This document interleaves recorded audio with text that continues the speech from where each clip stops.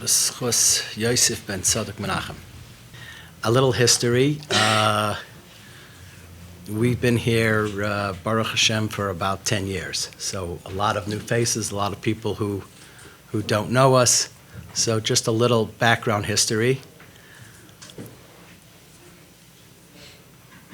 Yosef, more or less, I mean, when he was about, he started having his little difficulties in yeshiva when he was in about 5th or 6th grade. And yeshivas weren't happy with him. They wanted him to be on they said he's ADD and this and that and all different things. So he went through a little journeys, and about when he was 16, more or less, he stopped going to yeshiva with the advice of one rabbi. Said, take him. I have a cafe. Take him into the cafe.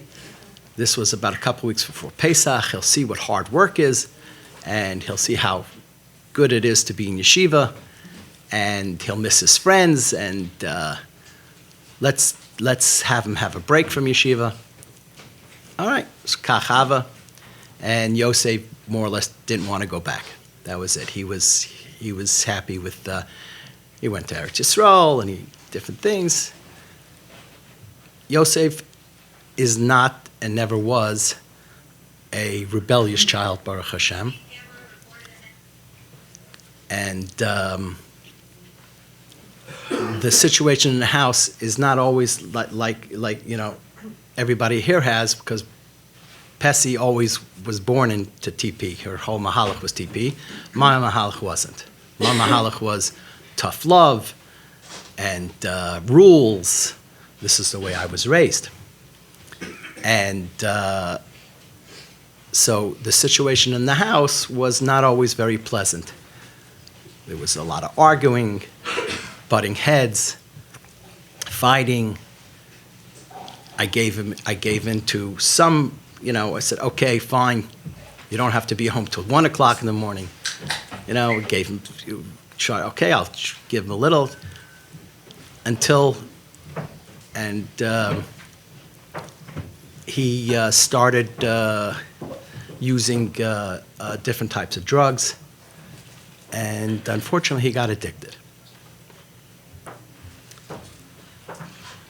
One year of Pesach, just a little fun in his journey, he was driving upstate with my daughter, and about 2 o'clock in the morning, and he got pulled over. He wasn't driving erratic, but they see young people in the car, they pull him over, and they smelled marijuana, they pulled him over, he got arrested, and Erev Pesach, we bailed him out. And because he was Jewish, they put $10,000 bail just to get him out. And so Baruch Hashem, we got him out, and but this was part of his journey. So that's just a short history of what his journey was, his struggles.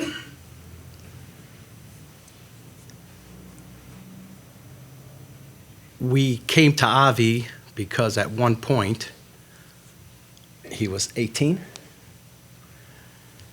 He wouldn't get out of bed.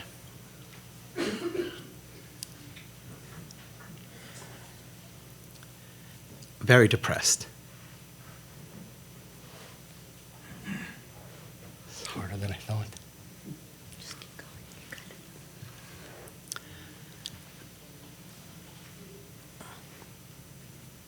So that scared us.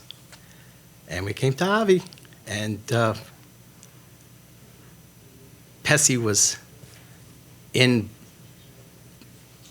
all the way, because this wasn't anything really new to her. Different tactics and different things, what we call it, the bombing and things like that. These were innovations that she learned. Everything was new to me. And I'm built basically like men are, on logic. If it made sense, then I was in also. And what Avi had to say, especially from the Chazon Ish and different things of that, what we call it, things I've never heard of in my life, wasn't the way we were raised. I was in full also. And from that point forward, more or less, the house got quiet, no more fighting, more fun, more loving.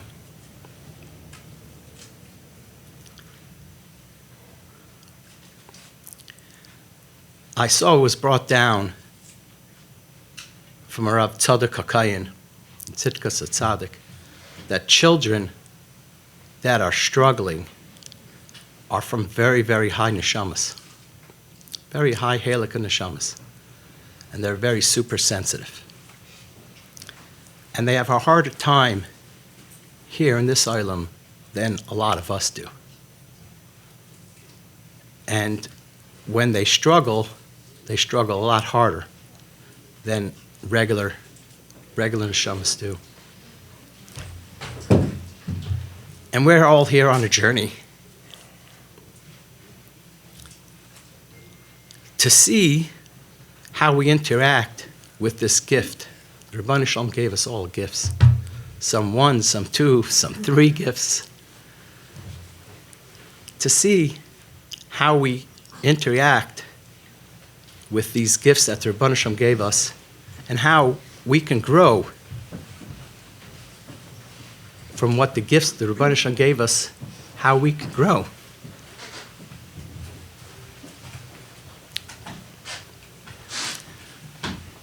There's an expression, stop and smell the roses. So what is this expression coming to teach us? Apparently, most of us, especially me, we're always looking to what's next. When I was growing up, I was in high school, what was I looking forward to? Beis Medrash. You know, looking for Beis Medrash.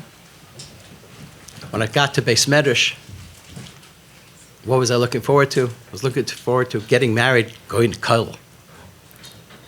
Got married, got into Kollel. What was I looking forward to? Having children. All right, Baruch Hashem, I had children. I'm looking forward to having grandchildren, retiring. Never did I stop for a minute, even to think of and to appreciate of what I have. Never, just always anticipating, looking forward to the next thing, to the next thing. What's next? What's next? What's next? We're all here on a journey, and like the expression says, we don't stop to smell the roses. I only realized this when I lost my gift.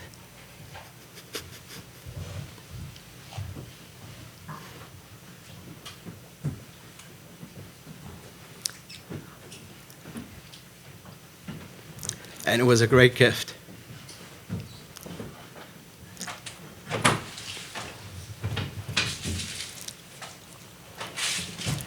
The 10 years I got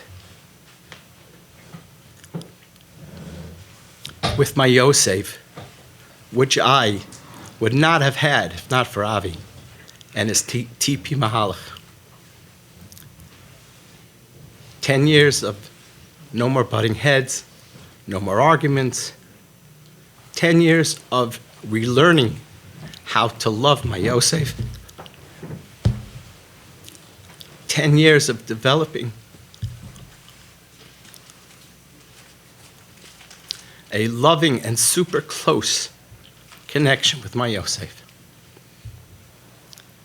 This is the gift that Avi and TP gave me, and my wife, and my children. I can't tell you how many times we've sat here and we've heard us all talk about the small gains that we make with our children. From allowing us to give them gifts, hugging them, taking them on trips, talking to us, smiling. All these little gains that we've made. Coming out of their rooms, not being angry all of the time. These small gains we've achieved are all because we followed the advice and the direction Avi gave us and has continued giving us. However, after we share these achievements, there was always a question that always came out next.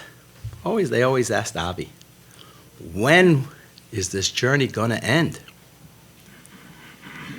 When will he or she start acting normal?